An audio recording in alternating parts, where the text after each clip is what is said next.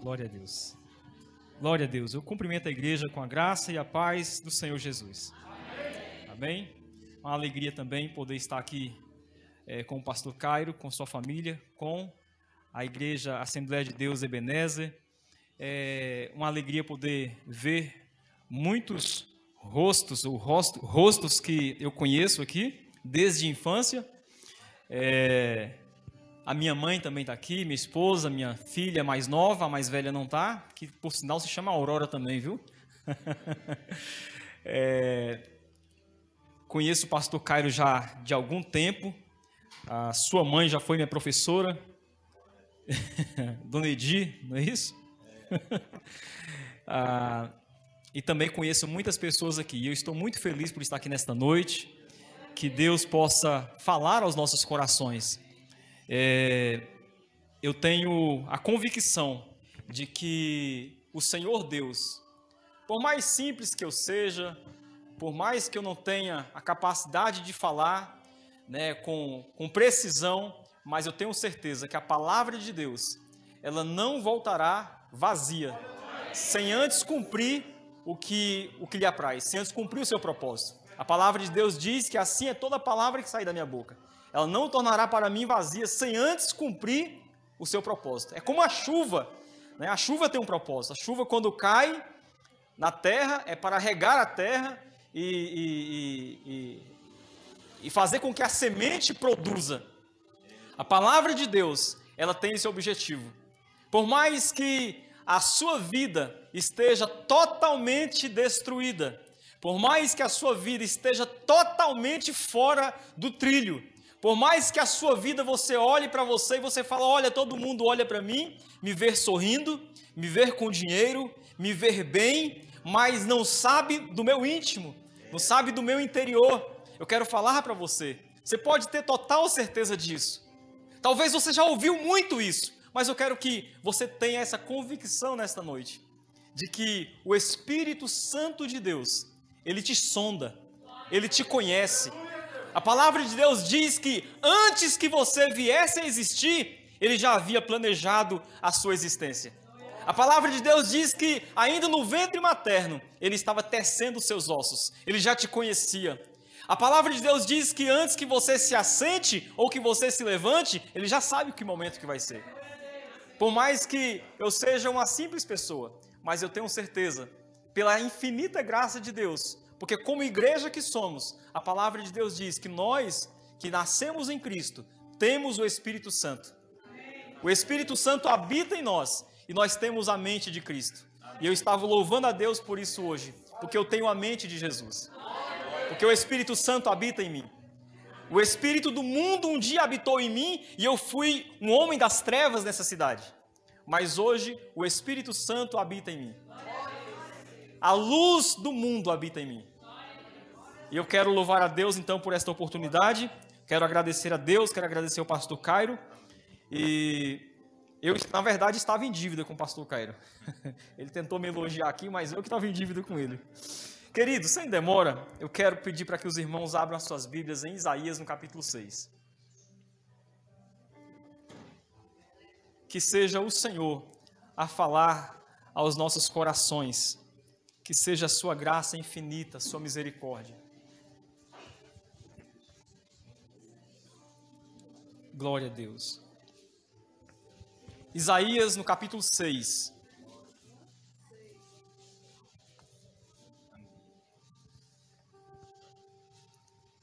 Quem encontrou, diga amém. Amém. Quem não encontrou, diga espere só mais um pouquinho. Olha, o pessoal que é bom de Bíblia, então vamos ler. A palavra do Senhor diz assim: No ano da morte do rei Uzias, eu vi o Senhor assentado sobre um alto e sublime trono, e as abas de suas vestes enchiam o templo. Serafins estavam por cima dele, cada um tinha 6 asas, com 2 cobria o rosto, com 2 cobria os seus pés, e com 2 voava. Clamavam uns aos outros, dizendo: Santo, Santo, Santo é o Senhor dos exércitos. Toda a terra está cheia da sua glória. As bases do limiar se moveram à voz do que clamava, e a casa se encheu de fumaça. Então disse eu: ai de mim, estou perdido, porque sou homem de lábios impuros. Habito no meio de um povo de impuros lábios, e os meus olhos viram o Rei, o Senhor dos Exércitos. Então um dos serafins voou para mim, trazendo na mão uma brasa viva que tirara do altar, com uma tenaz. Com a brasa tocou a minha boca e disse: eis que ela tocou os teus lábios. A tua iniquidade foi tirada e perdoado o teu pecado. Depois disto, ouvi a voz do Senhor que dizia: a quem enviarei? E quem há de ir por nós? Disse eu: eis-me aqui, envia-me a mim. Então disse ele: vai e diz a este povo: ouve, ouve e não entendais. Vede, vede e não percebais. Torna insensível o coração deste povo, endurece-lhes os ouvidos e fecha-lhes os olhos, para que não venha ele a ver com os olhos, a ouvir com o ouvido e com os ouvidos, me perdi no texto, e a entender com o coração e a se converter e seja salvo. Então disse eu: até quando, Senhor? Ele respondeu: até que sejam desoladas as cidades e ficam sem habitantes as casas, fiquem sem moradores e a terra seja de toda assolada. E o Senhor afaste dela os homens e no meio da terra seja grande o desamparo. Amém, queridos? Podem se assentar. Louvado seja o nome do Senhor Jesus, por sua palavra e por sua graça. Queridos, a minha conversão, ela foi em 1996. Eu tinha 16 anos de idade quando o Senhor Jesus me atraiu. E um dos grandes motivos porque eu me voltei para Deus, porque eu dei atenção para Deus, escuta bem, queridos, um dos grandes motivos porque eu dei atenção para Deus, porque eu olhei para Deus, foi a morte do meu pai. Ele morreu em 4 de maio de 1996. Aqui está minha mãe sabe muito bem disso. Eu sempre amei os meus pais, mas infelizmente eles se separaram em 1992 ou foi 93. E com 3 anos depois da separação deles, o meu pai foi brutalmente assassinado aqui na cidade. E eu sempre amei os meus pais. E na separação deles, todos os meus irmãos, que são só 12, somos em 13, alguns eram casados, outros ficaram com minha mãe. E eu fui com meu pai. Então, não que eu não amasse a minha mãe, mas eu vi meu pai sozinho e eu fui ficar com ele. E meu pai, ele para mim, ele sempre foi aquele herói. Era uma pessoa simples, trabalhador, mas eu tinha uma grande admiração pelo meu pai. E de maneira que, né, é comum, como foi comum para todos os meus irmãos na separação deles, eles ficarem com minha mãe. E vocês veem que eu então fui ficar com meu pai. Eu admirava muito meu pai. Meu pai, ele trabalhava numa fazenda, eu larguei os estudos e fui ficar com ele. Fui trabalhar com ele, foi construir uma grande fazenda, na fazenda Verde Sol, que fica indo ali para Lapa, para Canjica, né? O pessoal que é mais velho na cidade, que conhece bem essa região, a família do Osmar ali, a sua mãe, né? A irmã Eliane, a pastora Eliane, todo mundo pastor conhece a região ali. E ele então construiu essa fazenda toda, construiu 2 sedes, construiu baia para cavalo de raça, construiu curral para gado de corte, uma porção de coisa lá. Então eu larguei os estudos, irmãos, e fui ficar com meu pai, porque eu não aguentava ver ele só de semana em semana. E só que em 93, queridos, em 93, o meu pai foi brutalmente assassinado aqui na cidade. E eu sempre ouvi o evangelho. As pessoas, menino pequeno assim, as pessoas me paravam para evangelizar, um pirralho. É interessante isso, né? Porque às vezes a gente não dá atenção para a criança. A gente evangeliza só pessoas velhas, né? Criança a gente não para evangelizar. E as pessoas paravam para me evangelizar, eu menininho. E aí, só que eu nunca tinha dado atenção. Só que quando o meu pai foi ceifado, a primeira oportunidade que eu ouvi o evangelho, eu não consegui. Foi aí que Deus chamou a minha atenção. E quando eu leio o texto aqui de Isaías, no capítulo 6, essa mensagem, queridos, quando eu li essa mensagem, eu falei assim, caramba, essa mensagem, ela é todinha a minha história. Ela é a minha vida. Por quê, queridos? Porque o meu pai, para mim, era o meu rei. Assim como foi com Isaías, veja só, no ano da morte, repita comigo, no ano da morte do rei Uzias, eu vi o Senhor. Para Isaías contemplar a glória de Deus, foi preciso que morresse o rei Uzias. Para que eu contemplasse a glória de Deus, foi preciso que morresse o meu pai.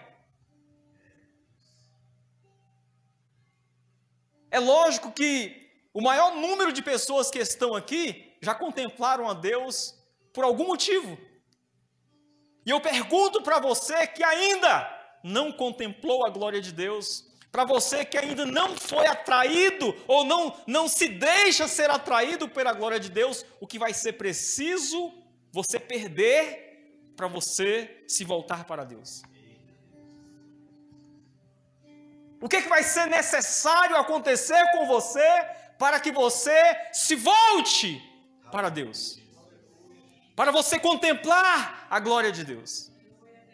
Quem era Isaías? Isaías pertencia à família real. Ele era filho de sacerdote.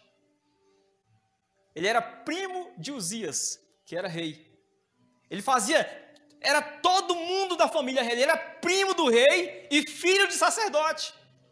Veja, queridos, ele estava na casa de Deus todos os dias. O pai dele era um sacerdote que oferecia sacrifícios ao Senhor. Ele estava na casa de Deus. O pai dele era um homem de Deus. O rei era um homem que servia a Deus, era fiel a Deus, o rei Uzias. Porém, ele era apenas um enamorado de Deus. Ele não tinha lá grandes compromissos com Deus. Mas a história conta, queridos, os historiadores contam que o Isaías aqui, antes de ser profeta, o Uzias não era apenas o rei e o seu primo, mas era um grande amigo. Era uma pessoa que ele admirava muito. Então, queridos, existe algo ou alguém, existe algo que nós possuímos ou alguém que nós admiramos, que nós valorizamos tanto, e essa pessoa ou esse algo está assumindo um lugar que só pertence a Deus. E a palavra de Deus diz que a glória dele, ele não divide com ninguém. Mas é possível que exista algo na minha vida ou na sua vida hoje que está assumindo o lugar de Deus. Assim como foi com meu pai. Meu pai não tinha nada a ver com aquilo, queridos. O negócio é que Deus tinha um propósito comigo. E o problema não era meu pai, o problema era eu. Eu adorava o meu pai. O problema não era o rei Uzias, o problema era Isaías. Ele, ao invés de adorar a Deus, ele estava adorando ao rei. Ele amava o rei. O rei, querido, se você olhar a história, é verdade. Ele tinha uma grande admiração pelo primo dele, que era rei, que por sinal era seu grande amigo. Eu tinha uma admiração pelo meu pai. Meu pai, parece que ele ultrapassava os limites de um pai. Ele era mais que um pai. Ele, para mim, era um herói. Eu tinha 16 anos quando isso aconteceu. Mas Deus, ele o tempo todo, ele passava naquela época, hoje não tem, né? Aquelas irmãzinhas de oração, de cocózinho, bem assim, passava. Meu filho. Aí começava a falar do amor de Deus, começava a evangelizar. E aí o menino não dava muita atenção. Aí comecei a entrar na adolescência, aí alguém evangelizava e eu não dava atenção. Aí eu me lembro, queridos, que quando eu comecei a estudar à noite com 15 anos de idade, ali naquele complexo 9 na 7 Norte. Aí eu me recordo que foi lá um grupo de irmãos de uma igreja e começaram e fizeram uma peça. E a peça que eles fizeram era da parábola do semeador. E eles interpretaram muito bem, querido. Se tem uma coisa que ficou incrustado na minha mente até hoje, nunca aquela peça. Como falou? Foi algo tão simples. Mas naquela época, eu não sei se hoje os irmãos fazem, mas tinham evangelismo na escola. Aí eles pegavam ali do intervalo e ia até a última aula. Aí a escola liberava, aí tinha louvor, tinha palavra, pessoas aceitavam a Jesus. E aí, queridos, eu ouvia Deus o tempo todo atraindo a minha atenção, só que eu sempre fazendo de surdo e fazendo de cego. Nunca dava atenção para Deus. E assim foi com o Isaías. O Isaías, antes de ser profeta, ele estava na casa de Deus, ouvindo o seu pai, ouvindo os outros profetas. O seu pai recebia revelações de Deus, mas nada. Ele nunca dava atenção para Deus. E a palavra de Deus diz que ele só contempla a Deus quando o rei Uzias morre. E eu volto a fazer essa pergunta. Que vai ser preciso eu ou você perder para que nós nos voltemos para Deus, para que nós voltemos a nossa atenção, para que nós contemplemos a sua glória e a sua santidade. Porque Deus, ele tem se revelado a mim e a você. Aonde nós vamos? Você está aqui na igreja, você está ouvindo a palavra. Você liga o rádio, nunca se teve tanta rádio evangélica. Você liga o rádio lá, você vira assim, se encontra a rádio evangélica. Até em rádios seculares estão cantando e abrindo espaço para pastores pregar o evangelho, irmãos. Você liga a televisão, tem evangelho.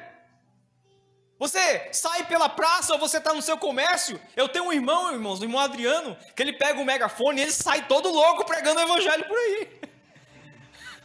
Alguém já deve ter visto ele por aí, e ele sai mesmo gritando mesmo, você tem que aceitar Jesus. E não é apenas ele, e tem uma porção de outras pessoas fazendo isso por aí. As pessoas chamam ele de, esse é doido, para com isso aí. Mas ele está lá pregando o evangelho. E aí, meus irmãos, nós estamos aqui com um texto que ele precisa chamar a nossa atenção hoje à noite. Nós precisamos nos voltar para esse texto e olhar, olha, isso é importante, eu tenho que dar atenção para isso. No ano em que morreu o rei Uzias, eu vi o Senhor. Deus, ele está se revelando para mim e para você. E Deus, queridos, ele não se revela a mim e a você sem um propósito. Qual é o maior propósito de Deus? O maior propósito de Deus, queridos, é restaurar a imagem dele nas nossas vidas. Você lembra o que diz lá em Gênesis, no capítulo 1, no versículo 26? Diz assim: e criou Deus ao homem, a sua imagem e a sua semelhança. A imagem de Deus o criou, homem e mulher, Deus o criou. Deus nos criou, ou criou o homem e criou a mulher, a sua imagem e a sua semelhança. Qual é a imagem de Deus? A imagem de Deus é um rosto físico? É um corpo físico? Não, queridos, porque Deus, ele não é um ser físico, Deus é um ser espiritual. A palavra de Deus diz que Deus é espírito. Então, que imagem é essa que Deus construiu em nós? Que imagem de Deus que ele fez em nós? A palavra de Deus fala dos atributos de Deus, comunicáveis e incomunicáveis. Os atributos de Deus que são comunicáveis são qualidades do ser de Deus, que é amor. Deus ama, sim ou não? Sim. Nós podemos amar? Podemos. Nós podemos ser seres amáveis? Sim. Isso é uma imagem de Deus. A palavra de Deus diz que Deus é a verdade. A palavra de Deus diz que o trono de Deus é cheio de verdade. Então Deus é a verdade e ele comunicou essa imagem conosco. A imagem da verdade, a imagem da justiça, a imagem do amor, a imagem da coragem. Deus comunicou, isso são atributos comunicáveis, qualidades que Deus comunicou conosco. Já os incomunicáveis, ele não transmitiu conosco a sua soberania, a sua eternidade, a sua grandeza. Isso ele não comunicou conosco, porque nós não podemos ser semelhante a Deus, na sua totalidade. mas ele comunicou a imagem de amor, de verdade, de justiça, de paternidade, né, de sermos retos, e assim vai. Agora, meus irmãos, na queda do homem, quando Deus ele planta um jardim, coloca Adão, coloca Eva ali no jardim, ele diz, de tudo que há no jardim vocês podem comer. Agora, do fruto que há no meio do jardim, dele não comerás, porque no dia em que dele comeres, certamente morrerás. O que acontece? A serpente, mais sagaz do que todos os animais do campo, desce escorregando por ali e chega e começa a conversar com Eva e põe em dúvida o que Deus havia dito. Não, não é isso que Deus quis dizer, não. Você já ouviu isso? Você está querendo andar diante de Deus, você veio para a igreja, se converteu a Jesus Cristo, aí chega lá os seus amigos de antigamente, não precisa desse exagero todo, não. Para que você está fazendo isso? Isso é a serpente, cuidado com ela. Ela é enganosa. Não, você está parecendo aqueles beatos. Não precisa desse exagero. É desse jeito. A serpente veio e enganou Eva. Eva conversou com seu esposo, enganou também. A palavra de Deus diz que naquele momento, quando eles comeram, eles se envergonharam, viram que estavam nus, porque eles antes, a inocência, a beleza, a pureza que existia, eles não conseguiam ver maldade em nada, irmãos. Só que agora, quando eles comem do fruto proibido, a palavra de Deus diz que agora eles enchem de maldade. A maldade traz medo, a maldade traz vergonha. Eu tive medo, fiquei com vergonha. Deus, a Bíblia diz que todos os dias, na viração do dia, Deus vinha ao encontro do homem. O que aconteceu, irmãos? Aconteceu que eles pegaram folhas de figueira e cozeram e se encolheram ali. Por quê? Porque o pecado trouxe medo e trouxe vergonha. Mas Deus é tão amoroso, queridos, que Ele mesmo assim foi ao encontro. E quando Ele foi ao encontro de Adão e de Eva, Ele diz, Adão, onde estás? Ele diz, não, eu estou aqui escondido porque eu tive vergonha, eu tive medo. Mas por que você teve medo? Eu não te disse que você não deveria comer? Queridos, 25% da flora mundial é que foi contabilizado. Vocês sabiam disso? 75% da flora mundial não foi contabilizada ainda, ou seja, catalogado. Agora imagine, queridos, de todos os frutos que havia no jardim, mas o diabo ele vai tentar o tempo todo levar você para fazer aquilo que é proibido. Olha o tanto de bênçãos que Deus coloca sobre as nossas vidas, mas o diabo está o tempo todo querendo te tirar da direção, te tirar do foco, te levar para longe do propósito de Deus. E foi isso que ele conseguiu fazer com Adão e com Eva. Com o pecado, queridos, o que acontece? O pecado degrada a imagem do homem. O pecado tirou, roubou, degradou a imagem de Deus. Por quê? Porque o homem agora, ele passou a ser uma pessoa covarde. O homem era uma pessoa cheia de coragem, porque a coragem é um atributo de Deus.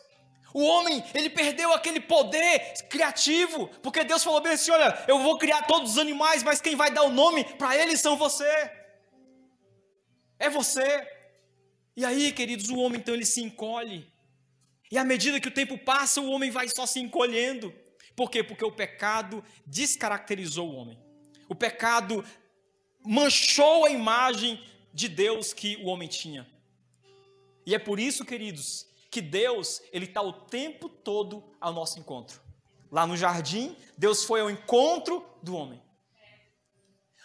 E o tempo todo Deus está indo ao nosso encontro, assim como foi com Isaías aqui. E às vezes, irmãos, Deus está batendo na tecla, Deus está chamando a mim, Deus está chamando você, mas nós endurecemos o coração, assim como foi com Isaías, e assim como foi comigo. E aí é importante que Deus toque em algo que vai despertar a sua atenção. É importante então que Deus fale bem assim, olha, eu vou ter que tirar isso aqui da sua vida, eu vou ter que excluir isso aqui da sua vida, porque isso aqui, você ao invés de se voltar para mim, você está muito focado nisso aqui. Eu vou tirar isso da sua vida, eu vou tirar algo de você. Meu Deus do céu, isso me traz temor. Que não seja preciso, que não seja necessário.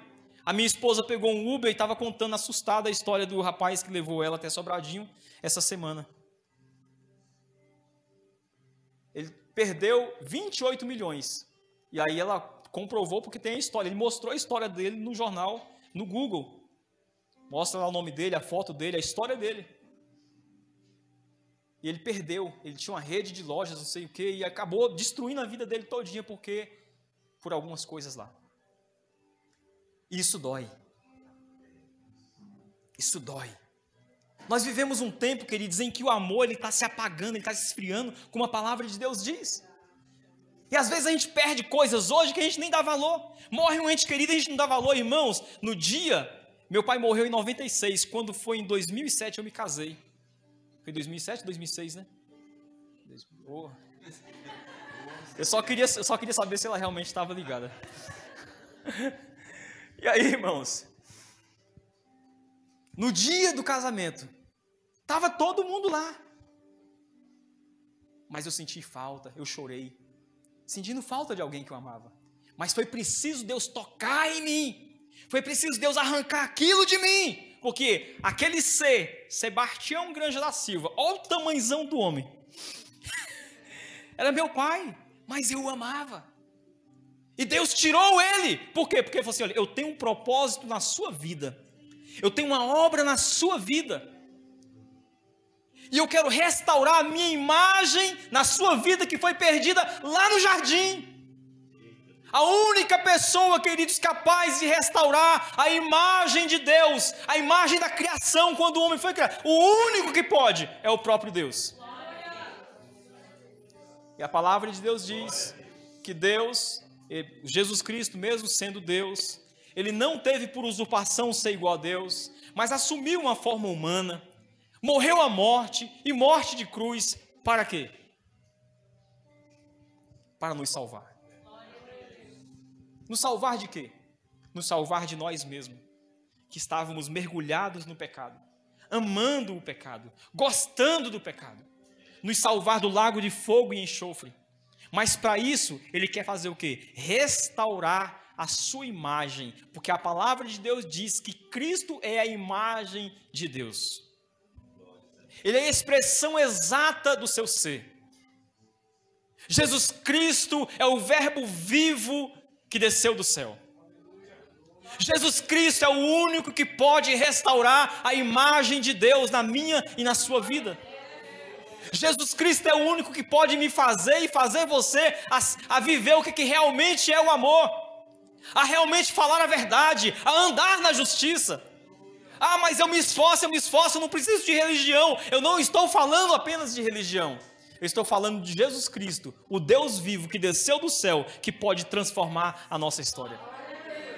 E aí, quando Isaías, o rei morre, ele contempla a glória de Deus, e ele vê querubins, e eles voavam e clamavam, santo, santo, santo, é o Senhor dos exércitos.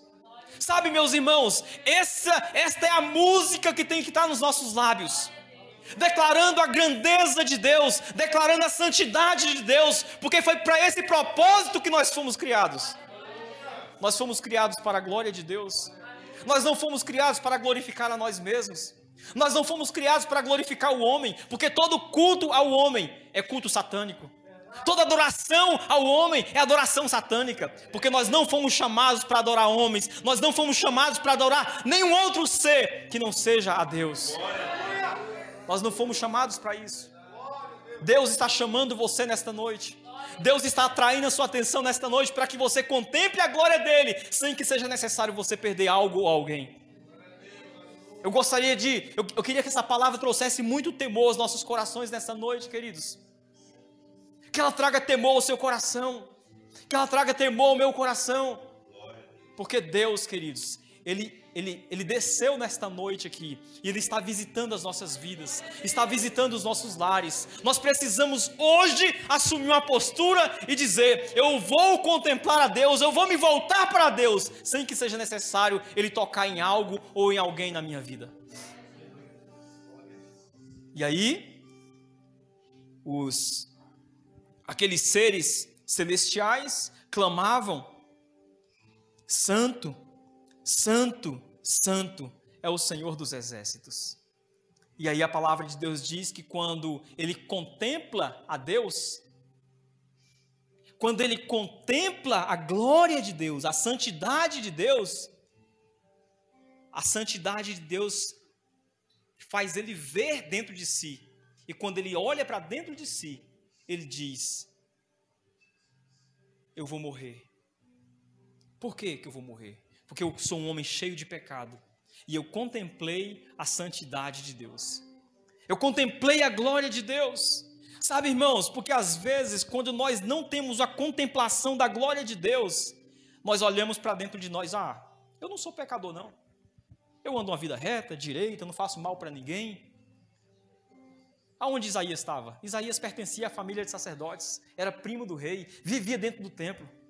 Às vezes nós somos aquela pessoa bem religiosa, gostamos de templo, gostamos de estar na igreja, gostamos de... Mas, queridos, sem um encontro real, sem essa contemplação, nós nunca poderemos ver a Deus. Nós nunca poderemos ter a imagem de Deus restaurada em nós. E aí você veja que quando os serafins estão clamando a santidade de Deus, ele vê fumaça saindo do trono de Deus, ele começa a olhar para dentro de si, e aí ele começa a ter uma revelação de quem ele é. Nós só vamos poder entender verdadeiramente o pó que nós somos quando nós contemplarmos a grandeza de Deus. E quando você contemplar a grandeza de Deus, você vai olhar para dentro de si e você vai dizer: meu Deus, como eu preciso de Ti. Como eu preciso de Ti. E aí ele fala: mas eu não posso porque eu vou morrer. Eu sou um homem cheio de pecados. Eu sou um homem de lábios impuros e habito no meio de um povo de impuros lábios. Está vendo? Ele vivia dentro do templo. Ele achava que todo mundo estava de boa. Mas daqui a um tempo ele contempla e vê: olha, eu estou ruim, eu estou numa situação difícil, mas também quem está ao meu redor está. Nós precisamos de Deus. Aí ele fala: eu vou morrer. Aí a Bíblia diz assim que os serafins vão ao trono, pegam a brasa viva do altar com uma tenaz, toca nos seus lábios e diz: a sua iniquidade foi tirada. Se você continuar lendo o profeta Isaías, no capítulo 53, ele diz que pelas pisaduras de Cristo nós fomos sarados. A palavra de Deus diz assim que o nosso pecado, querido, foi expiado por Cristo. E essa tenaz, essa brasa viva que é tirada do altar, ela representa, ele é um simbolismo do que Cristo faz nas nossas vidas. O único que pode remover os nossos pecados se chama Jesus Cristo. Para Deus. Se você entrou aqui nesta noite, você está afastado dos caminhos do Senhor. Se você entrou aqui nesta noite e você ainda não fez a sua confissão de fé em Jesus Cristo, é necessário que você fale assim: hoje eu me rendo aos pés da cruz. Eu não quero que você venha e entregue sua vida a Cristo porque se sentiu ameaçado, porque Deus falou assim: olha, eu vou tirar algo ou alguém de você. Não por isso. Eu estou contando a minha história e a história do profeta. Mas a palavra de Deus diz que Deus é ciumento. O Espírito de Deus é ciumento. Ele não aceita que nada nem ninguém. Você já viu, para finalizar, o tanto de culto ao corpo que existe na nossa atualidade? Aquele monte de homem marombão assim, tal, que vai e faz foto. Olha só eu fazendo aqui. Ainda bem que eu estou escondido bem aqui. Ainda bem que eu estou escondido bem aqui. Mas aqueles caras todo marombão, aquelas mulheres toda bonitona, aí você viu tanto de mulher bonita e estão morrendo porque culto ao corpo. Fazendo implante, fazendo enxerto, tirando aqui, colocando ali, e aquele monte de negócio. O culto ao corpo, adoração ao corpo. Aí Deus não permite, porque toda adoração que não é a Deus é culto satânico. E Deus, Ele não aceita que você, que é um escolhido dEle, uma escolhida dEle, ofereça um culto que não seja a Ele. Deus está chamando você para que você se volte para Deus nessa noite. Se coloque de pé. Isaías diz: pobre de mim, eu vou perecendo, eu vou morrer porque eu contemplei a Deus. Aí o anjo vai e toca. Se você sente hoje os seus pecados, se você entende hoje, olha, realmente eu sou um pecador. Olha, eu preciso de Deus. Olha, realmente eu não posso mais dar sequência da minha vida sem antes passar pela cruz. Porque quando eu passo pela cruz, os meus pecados são perdoados. A minha vida é transformada. Sabe, meus irmãos, eu não fui uma pessoa de viver nas badalações da vida aí. Mas a vida que eu vivi, eu entendi, quando eu contemplei a glória de Deus, eu entendi. Eu não gostava de futebol, olha só, irmãos. O pessoal fala, isso, irmãos, não tem nada a ver. Eu não gostava de futebol. As minhas irmãs, meus irmãos não tinham lá aqueles forró que tinha. Eu vou entregar a vida dele, todo mundo agora. Todo mundo ia, irmãos. Me chamaram umas 2 vezes. Eu cheguei na porta daquilo. Eu menino, com 15 anos eu voltava. Aquilo não me atraía. Então veja que eu não fui uma pessoa entregada ao mundão. Não fui. Eu fiz muitas coisas erradas. Mas eu não fui essa pessoa, gostando dessas coisas da vida.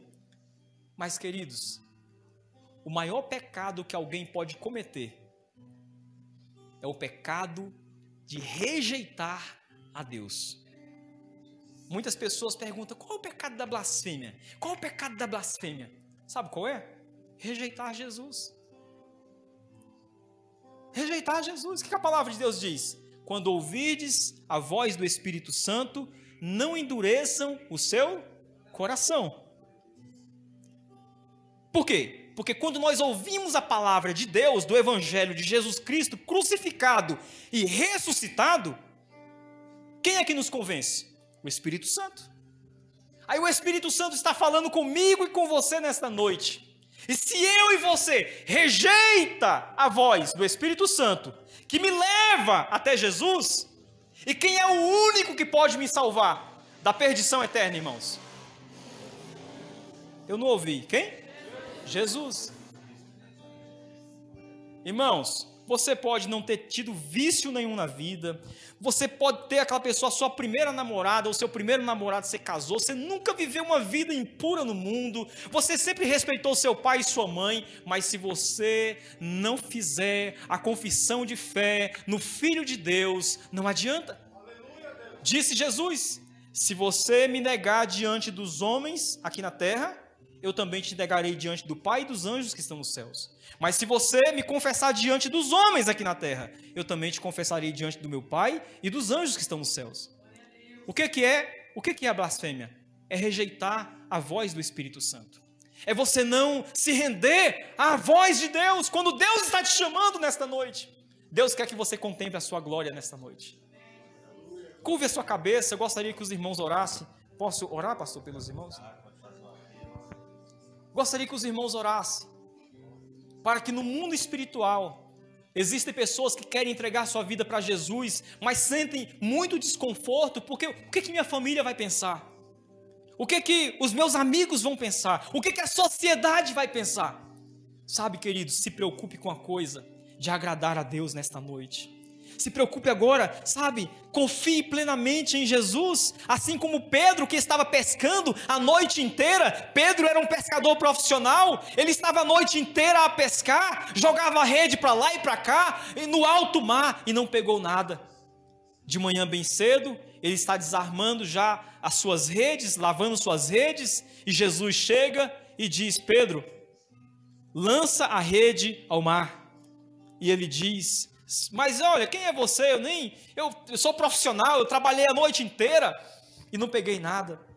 Aí Jesus insiste, lança a rede ao mar. E ele diz, você está falando então sobre a tua palavra, eu lançarei.